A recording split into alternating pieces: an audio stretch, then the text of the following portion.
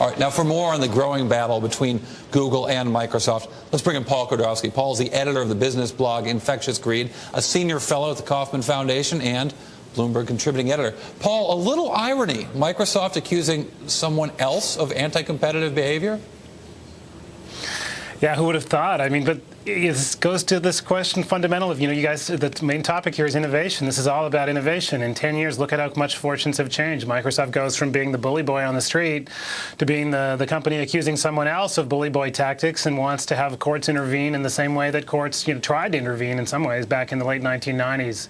But, I guess the thing that interests me here, I mean, sort of there's two slices of it that are kind of interesting. One is that Microsoft went through the usual path that companies go through at this stage in their life. They first tried to compete unfairly. It tried to exploit its existing monopoly in operating systems to a search position in the marketplace.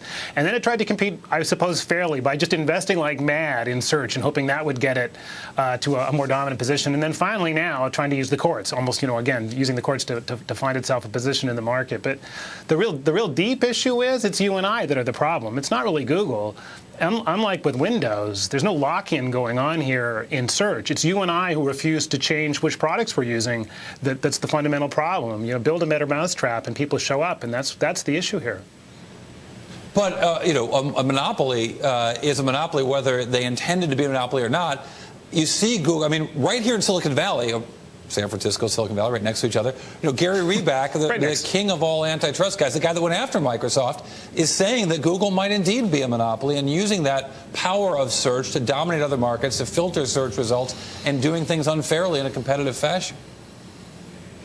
Yeah, I think there's no doubt Google has every semblance of being, if not an oligopolist, a monopolist. I mean, 68% of the domestic search marketplace, something like 94% of the European marketplace. I don't know what else you can call that. The trouble here is, from the standpoint of looking at it from a legal standpoint, is what's the real lock-in to consumers? What is it that prevents me from tomorrow dumping Google and going to Bing? And the answer is nothing. There's nothing other than my own patterns of habit and this kind of feeling like I get better results from Google, and that may not even be true. So the deep structural problem here is unless you can put something compelling in front of consumers that get them to change, I don't see how anything changes unless suddenly we dictate to consumers quotas in terms of what searches they use. And that's a real problem in terms of busting this up. Google has actually been quite skilled over the last few years at kind of sidestepping legal issues, but recently we're seeing more and more of these problems, a judge rejecting Google Books, states considering filing antitrust suits. Do you think the honeymoon is over? Is Google going to run into more and more of these kind of controversies? Oh, there's no question. I mean, because, again, people are tired of investing and having that get them nowhere in the marketplace in terms of improved share of the search market or improved share of the ad market or improved share of the video market. So they're going to the extent they have the resources to do it, you're going to see more and more competitors try and fight it out in the courts. And I think that, again, the deeper issue here to watch for is whether it changes Google's behavior. Because what happened towards the end with Microsoft was suddenly all decisions about M&A got filtered through the legal department. Can we do this? What's this going to do in terms of future legal action? And my fear for Google here is that that's going to start happening at Google, and it changes the dimensions in terms of how you think about M&A and how you think about strategy if it's all passing through legal. And we may be at exactly that cusp right now with Google. Could Microsoft be preparing to expand this complaint to other territories, particularly the United States?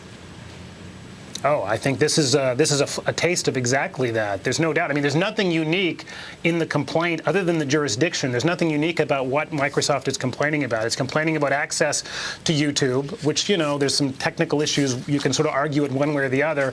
And then there are some related complaints with respect to access to Google's advertising data.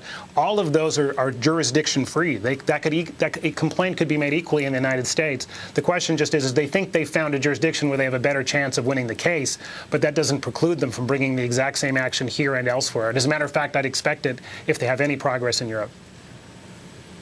All right, Paul Kedrosky, appreciate your joining us today. Make sure to check out Paul's blog at Bloomberg.com.